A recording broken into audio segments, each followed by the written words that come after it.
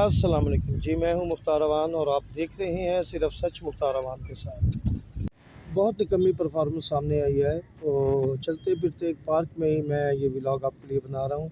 तो ज़रा इम्पोर्टेंट चीज़ें थी, मैंने कहा वो भी आपसे डिस्कस कर ली जाए।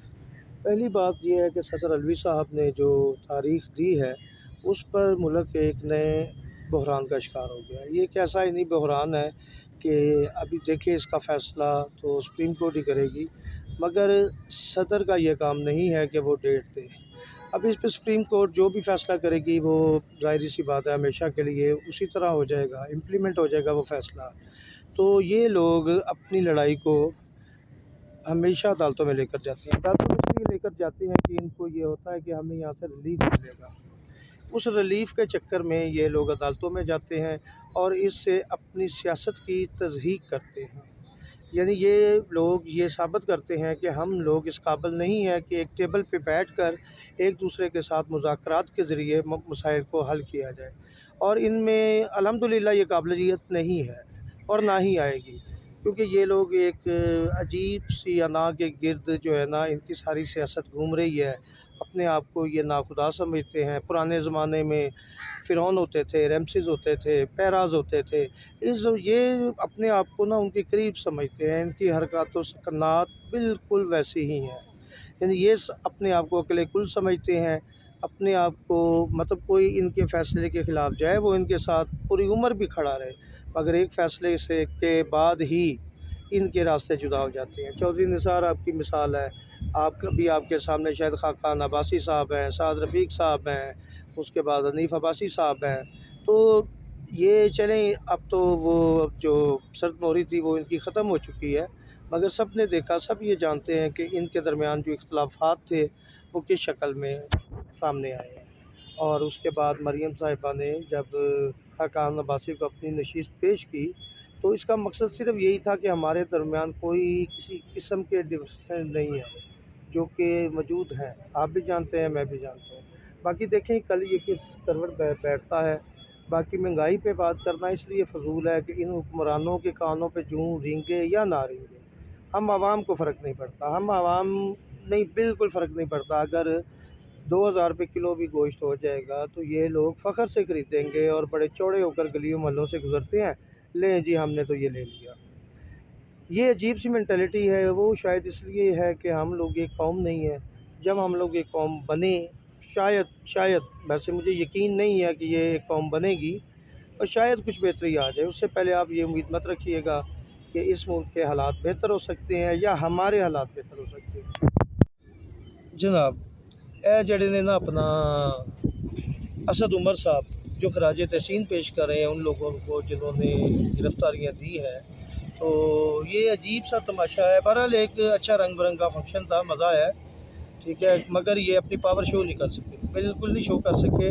और इसमें मुझे जे सालक याद आया, बहुत पाकिस्तान के एक अक़लियती जमात के एक रुकन थे जे सालिक साहब। ये काम वो करते थे, कभी खुद को पिंजरे में बंद कर लिया, कभी कुछ कर लिया, कभी कुछ कर लिया, ये तमाम काम वो करते थे। तो उनकी बड़ी याद आई मुझे कल।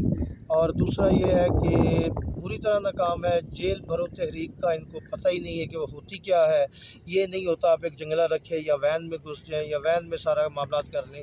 अगर मैं होता इनकी जगह पे, ठीक है, खैर मैंने कहा होना था, वैसे एक सजेशन के तौर पे ले सकते हैं आप, सानू कौन पूछता जी भाई जी, ठीक है। तो मामला ये है कि अगर मेरा बस चलता तो जिन्होंने गिरफ्तारियाँ दी हैं उनको मैं कहीं जंगलों में छोड़ आता कि जाओ भाई हुण तुसीं मौज करो, इत्थे बांदरां नाल खेडो, क्योंकि हरकतां भी तुहाडीआं बांदरां वालियां ही ने। और किसी शायर ने क्या खूब कहा है कि मुफलिसी ने सिखा दी है अदाब तहजीबी, चुपचाप बैठे रहते हैं, शरारत नहीं करते। तो जनाब वो हमारे एक वज़ीर अपना थे, वज़ीर नहीं, खादिम आला, जो आजकल खादिम आज़म है, वो जिन्होंने वादा किया था कपड़े बेचकर हमें आटा चीनी घी देने का। तो मेरा ख्याल है कपड़े कोई अच्छे ब्रांड के वो नहीं पहनते, अभी तक बिके नहीं हैं उनके, शायद कभी बिक जाएँ अगली सदी में तो वो हमारा कुछ कर दें। बाकी मैं आपको 100% श्योरिटी के साथ कहता हूँ कि इनसे कुछ भी नहीं होना। ये लोग इस वादे पे आए थे जी खान साहब ने बेड़ा गर्क कर दिता है तो ऐसे ही आके ठीक करना, तुसी होर बेड़ा गर्क करता भाजी, तुसी होर बेड़ा गर्क कर दिता है। हुण कोई आवाम नूं عوام دے کول تسی جان چکے نہیں رہے. آپ کے اپنے جو ووٹرز ہیں وہ اس وقت آپ پہ، ابھی خیر میں غیر پارلیمانی الفاظ استعمال نہیں کر سکتا، مگر آپ سمجھدار ہیں سمجھ جائیں اور اپنے دل میں استعمال کر لیں یہ الفاظ. باقی یہ ہے کہ اس میں ہم لوگوں نے ایک نعرہ بڑا زبردست سنا تھا جب پہلی دفعہ یہ مہنگا ہوا، 10 دی روٹی تے 15 دا نان، عمران خان عمران خان. تو ابھی روٹی 30 روپے پہ چلی گئی ہے، ٹھیک ہے. نان بھی میرا خیال ہے 30-35 کا ہی ہوگا، کیونکہ اسی تو بھاجی منگ کے کھانے ہیں نا، سانوں کتنے اسی افورڈ ہی نہیں کر سکتے نان لینا.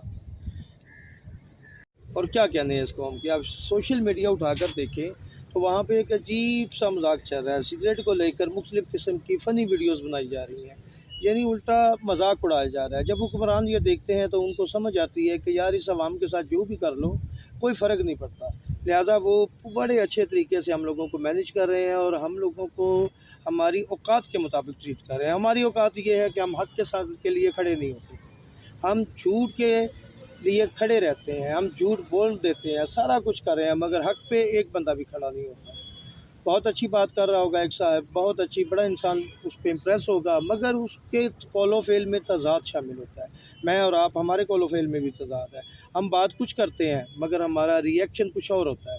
تو یہ چیزیں ہیں، یہ مجھے نہیں پتہ کیسے نکلیں گی. یا جو ہماری یہ سیاست ہے، گندی سیاست کو تو عبادت کا درجہ دیا گیا ہوا ہے کہ بعض لوگ سیاست کو عبادت سمجھتے تھے.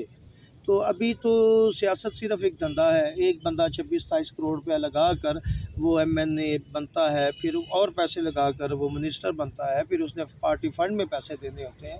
تو اتنے پیسے لگانے کے بعد وہ پاگل ہے کیا وہ ہمارے لیے کچھ کرے گا؟ یا وہ کروڑوں روپیہ لگا کر ہماری خدمت کے لیے آیا ہے؟ یا وہ عوام کا نوکر ہے؟ نہیں، وہ ہمارا حکمران ہے. وہ ہمیں اس طرح رکھتا ہے جیسے یہ وڈیرے اپنے کمینوں کو رکھتے ہیں. کسی منسٹر نے گزرنا ہو، وہاں پہ ایمبولینس بھی سٹاپ ہو جاتی ہے، جب تک منسٹر صاحب نہیں گزر جاتے ایمبولینس کو بھی راستہ نہیں ملتا. اور بہت ساری اموات ہو چکی ہیں. ابھی بھی اگر خدا نخواستہ اللہ نہ کرے کوئی ایسا حادثہ ہوتا ہے تو آپ دیکھیے گا ٹک ٹاک پہ اس کو کس فنی انداز میں لیا جائے گا اور ہم لوگ اپنی تصدیق خود کریں گے. آج کل ٹرینڈ چل رہا ہے ٹک ٹاک پہ سگریٹ سے ریلیٹڈ، اس میں چھوٹا بڑا، مرد و عورت کوئی ڈویژن نہیں ہے، ہر بندہ ایک مذاق کے رنگ میں اس بات کو عجیب انداز سے پیش کر رہا ہے اور آئی تھنک سیلیبریٹ کر رہا ہے. یہ اس چیز کو سیلیبریٹ کر رہا ہے کہ یہ چیز اتنی مہنگی ہو گئی ہے. ٹھیک ہے، عمران خان کے گورنمنٹ میں کہتے تھے 1000 روپے کا بھی پیٹرول ہوا تو ہم لے لیں گے. ابھی نون لیگ والے بھی یہی کہتے ہیں. یہ یوتھیاز اور یہ جتنے بھی اپنا جو بھی ان کو نام دیا جاتا ہے، پٹواری کا، جیلے، واللہ عالم، میرا خیال ہے جو بھی شخص کوئی جماعت کو جوائن کرتا ہے یا اس کے بارے میں یا اس کو لائک کرتا ہے، اس کے نظریے سے اتفاق کرنا شروع کر دیتا ہے، تو اللہ تعالیٰ اس کے اندر سے غیرت چھین لیتے ہیں. جب آپ میں غیرت نہیں ہوگی تو آپ اپنے جو لیڈر ہے اس کی غلط چیز کو بھی ڈیفینڈ کریں گے. جمہوریت یہ نہیں ہے. جمہوریت یہ ہے کہ جہاں پہ جو بندہ غلط کر رہا ہے آپ اس کو روکیں، اور ہمارا مذہب بھی یہ کہتا ہے. مگر ہم نہیں، سوال ہی نہیں پیدا ہوتا بھاجی ہے تو ساڑھے کو نہیں جی ہونا، یہ نہیں ہونا ساڑھے کو. لہذا ہمیں سوائے کڑنے کے، میں اپنا ٹائم پاس کرنے کے لیے ویلاگ بنا رہا ہوں، کوئی اور اپنی کمائی کے لیے ویلاگ بنا رہا ہے، کوئی کچھ کر رہا ہے، کوئی بات کر رہا ہے. یہ ہمارے حکمران PC میں بیٹھ کر لاکھوں روپے کا کھانا کھا کر غربت پہ بات کر رہے ہوتے ہیں. جی غربت کو کیسے، پہلے ماما اپنے آپ تو ٹھیک کرو، غربت تو ہو ہی جانی ہے. خیر، اڑنے کے علاوہ عوام کے پاس یا میرے پاس اور کچھ بھی نہیں ہے، تو اجازت دیجیے گا. اللہ حافظ.